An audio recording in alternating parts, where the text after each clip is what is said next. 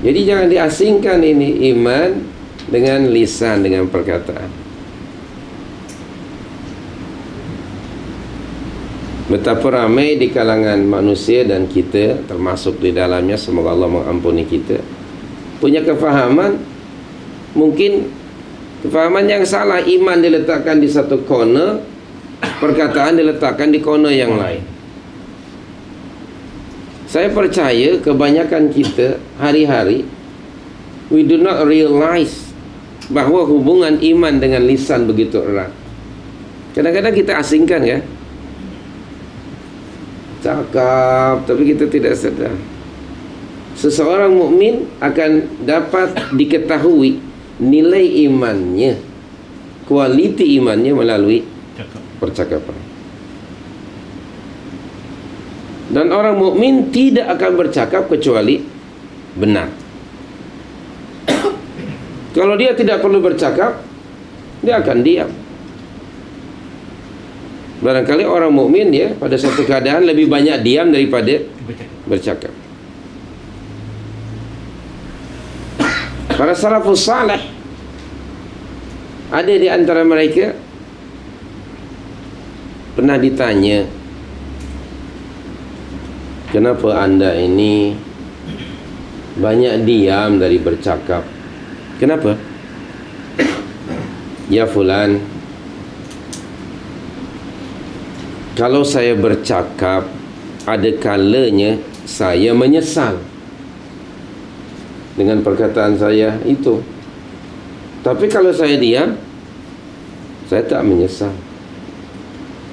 Tengok salafus saleh tu. Kalau saya banyak cakap, mungkin saya menyesal.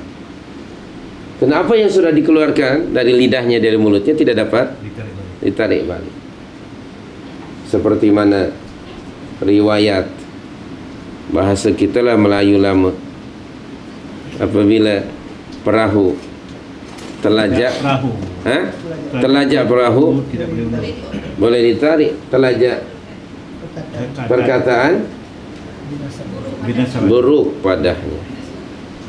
Tengok orang tua kita tu memahami hadis tadi.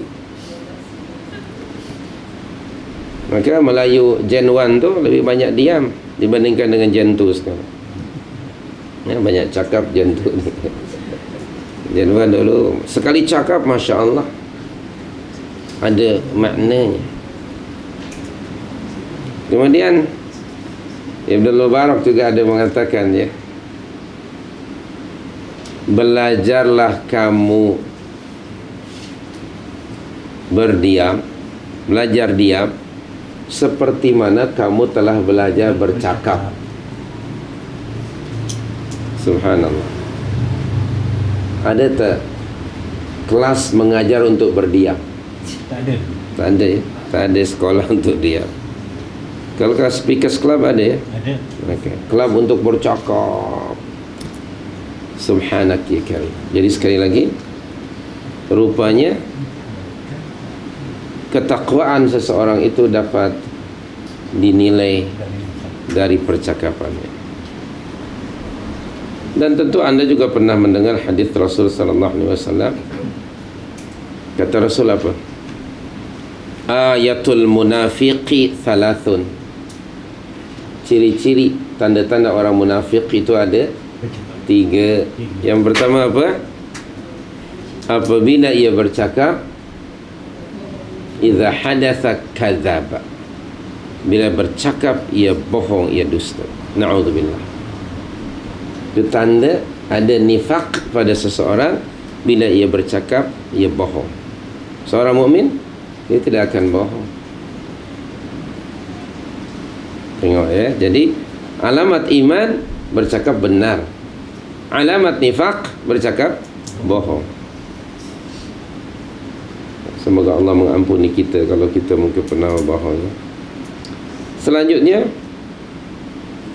hadis yang berikutnya saya akan baca dari Abu Hurairah radhiyallahu anhu, bahawa beliau mendengar Rasulullah sallallahu alaihi wasallam bersabda, mafhumnya, sesungguhnya seorang hamba bercakap dengan satu percakapan, satu perkataan yang tidak jelas atau perkataan itu dianggap biasa.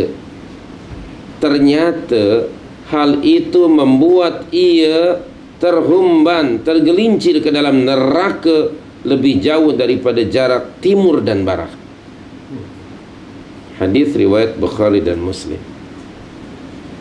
Seorang bercakap dengan lisannya mengeluarkan satu perkataan, dia sendiri tak ambil berat sangat perkataannya. Barangkali common dia bercakap begitu, ringan saja di lidah dia.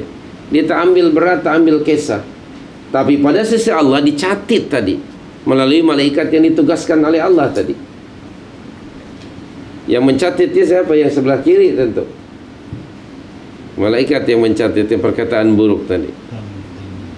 Dicatat, direkod, dan pada sisi Allah kena sebab satu perkataan itu, akhirnya dia tergelincir ke dalam neraka sejauh yakni barat dan timur, na'udzubillah min dzalik. Oleh itu jangan diambil ringan menggunakan lisan ini. Gunakanlah lisan hanya untuk bercakap yang benar, qaulan sadida. Dari Abdullah bin Mas'ud radhiyallahu anhu, ia berkata, demi Allah, la ilaha illa huwa, tidak ada Tuhan yang berhak disembah melainkan Dia. Tiada sesuatu pun yang lebih patut untuk dipenjarakan lebih lama kecuali lidahku ini, kata Abdullah bin Mas'ud.